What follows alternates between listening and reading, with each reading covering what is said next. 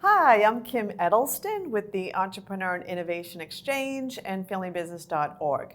It is a pleasure to be here today with Leona Barsky, who has been a human resources attorney for more than 30 years. She was the VP of Employment Compliance at Revlon, where she created their sexual harassment compliance program.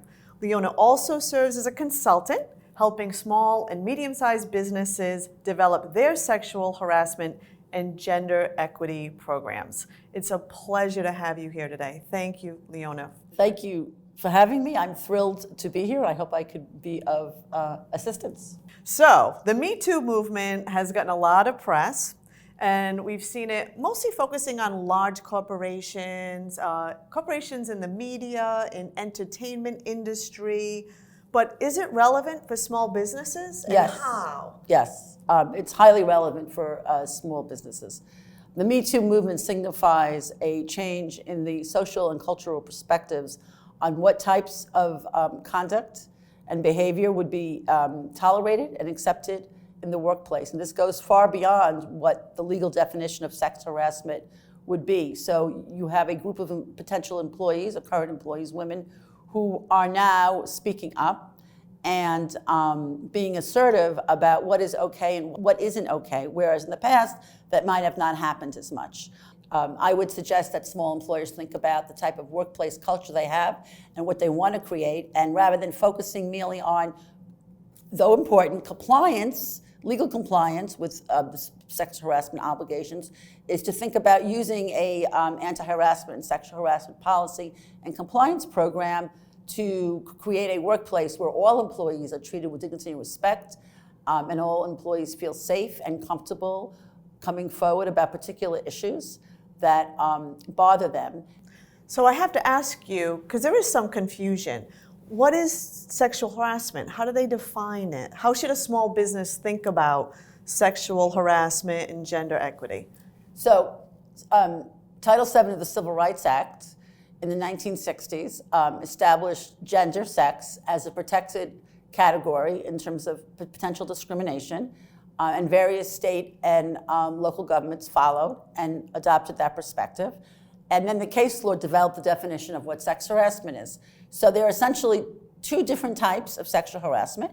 The first type is the quid pro quo sexual harassment, where there's an explicit exchange. In other words, if you sleep with me, I give you a promotion. And if you don't sleep with me, you're going to lose your job. The second type of sexual harassment has been developed through the case law, and it's called a hostile work environment. And so the conduct has to be sufficiently pervasive and severe to establish a hostile or intimidating or offensive work environment to the reasonable person in that environment. So what does that mean? That means that if a woman comes to work and she hears comments about her physical appearance and is asked to engage in behavior or subject to inappropriate pornographic pictures, and so you have comments and you have maybe some jokes, you have sexual requests, and then maybe there are other types of behavior that it continues over time, and then it starts to impact her. To her, it's unwelcome. She informs the individuals engaging in this conduct that it's unwelcome, but then it's creating a hostile or offensive work environment for her, and it's something that needs to be rectified. And it's really important to know that if that behavior is engaged in by employees and supervisors, even if the employer itself, like you, the business owner, didn't know, the business could very well be on the hook, be held liable, which would be a very costly proposition. It's also important to know that even if the behavior is engaged in by coworkers and the employer didn't know, it is possible that the employer would be deemed to should have known about this conduct and also be on the hook. So I have to ask, how costly can this be to a small business? This can be extremely costly and detrimental. The small business could suffer a loss of productivity, a distraction for the other employees in the workplace, a possible exposure to a lot of money in time and legal fees, and time spent away from the business. The employee can also have costs which then also roll over and impact on the employer, because the employee is not thinking about doing their job, but thinking about what's happening and how they feel about it, and perhaps engaging others in conversation about this, perhaps missing work, and causing all sorts of other distractions and such in the workplace, and also perhaps experiencing negative health effects. And I have to mention, it looks really bad in the media. Well, yes, we didn't. You know, it can really hurt a small it doesn't matter what business. size you are. That's right. Well, reputational risk is a huge problem, particularly nowadays with social media, the internet. And as we know from reading the newspapers and watching all the news channels, a story, whether it's factually true or not, can get quickly out of hand, and someone could be painted to be the bad guy, and that's going to be the employer of the small business. And that is not a situation you want to be in. The other thing is you have to look at your the makeup of your workforce. So if you have a lot of younger people in your workforce, they're very media savvy, and they're much more likely to post and go outside the workforce, particularly if something is not being remedied. In other words, if the conduct is allowed to happen and it sits there and it's not handled and it's not investigated, then they're going to go outside the small business.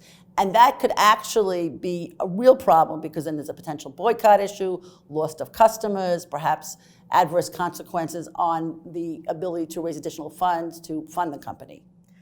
Now, I have to ask you, startups have particular cultures that we tend to embrace, you know, pizza and beer on Friday and so forth. Is there anything we need to know about that startup culture that entrepreneurship professors tend to embrace that could put them at risk for sexual harassment, that maybe they should be aware of? Yes, so startup cultures are very exciting, and there's a lot of hours being spent at work. And there's a blurring, sometimes there's a blurring between what's social, what's okay socially in a non-work setting, and the workplace. So it's, I think, very important for an entrepreneur to set the tone up front, to be very clearly communicated to the employees what's okay and what's not okay, and how we're all going to treat each other, whether it's at work or getting the beer and pizza as a group after work, whether it's working long hours together, regardless of the situation. So before we close, I think you gave a lot of advice for small businesses to think about and hopefully help them in developing a culture that supports inclusion and gender equality and hopefully prevent sexual harassment. But what are some other words of wisdom you have for entrepreneurs that maybe they haven't even thought of and could put them in a possible situation of sexual harassment problems? Well, I think what you're asking me is how to best avoid the situation and what to do up front. So it's great. You're starting in business, right? And what I would suggest is to be really mindful, not only about the service or the product that you're providing, but about your workplace. What do you want to create for your employees, and how does that fit with your business mission and your values? And so once you have that foundation, and maybe you come up with some strategic principles, then you build from there. And you say, I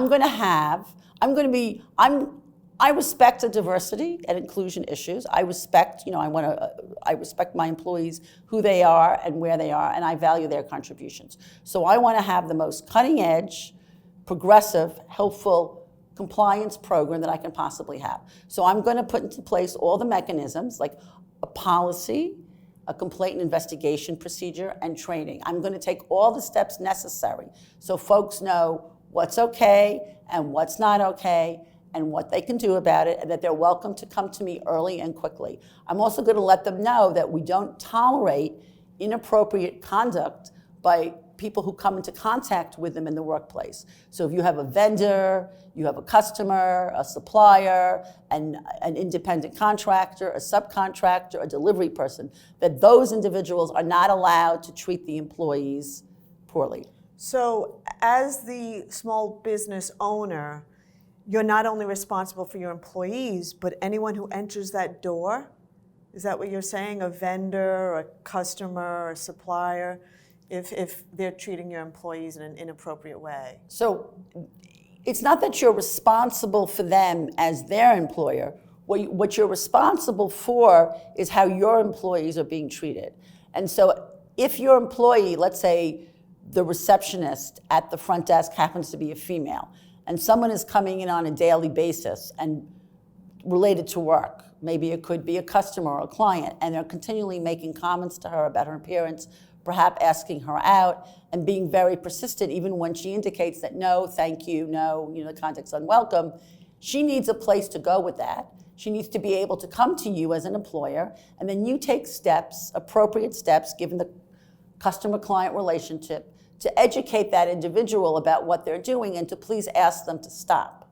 You would then be responsible for your particular employee and what happens to her, and if she decides to bring a claim, then as a small employer, you would be responsible. Okay, very interesting. So finally, is there anywhere a small business could look maybe for more information? Because I think we're touching on some very important issues.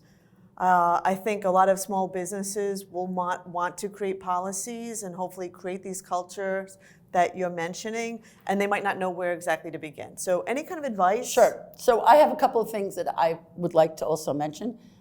Many employees are afraid to come forward, and that fear is real. And they're afraid to speak up, and they don't know who to speak up to. And perhaps your managers and supervisors, whoever they might be, they're maybe fairly recent college graduates, particularly in a startup, and they don't know what to do. So it's really important to educate everyone about how you view these issues and what to do. And if anybody comes forward, to take it seriously.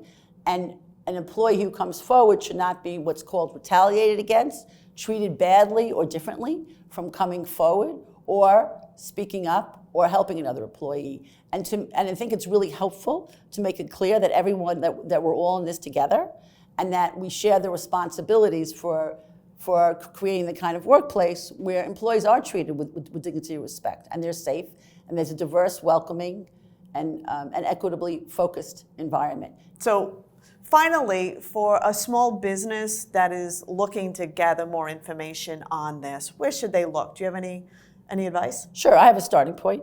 There's a federal government agency called the Equal Employment Opportunity Commission, which enforces Title VII of the Civil Rights Act of 1964, which I referenced earlier, which prohibits discrimination on the basis of sex. And that agency has actually issued guidelines called Questions and Answers for Small Employers on Employer Liability for Harassment by Supervisors, and this is a good starting point. Wonderful. Again, I want to thank you, Leona Barsky, for being with us today. I think you gave a lot of small business owners much to think about. It's been a pleasure being here. Again, Kim Eddleston with Entrepreneur Innovation Exchange and FamilyBusiness.org. Thank you.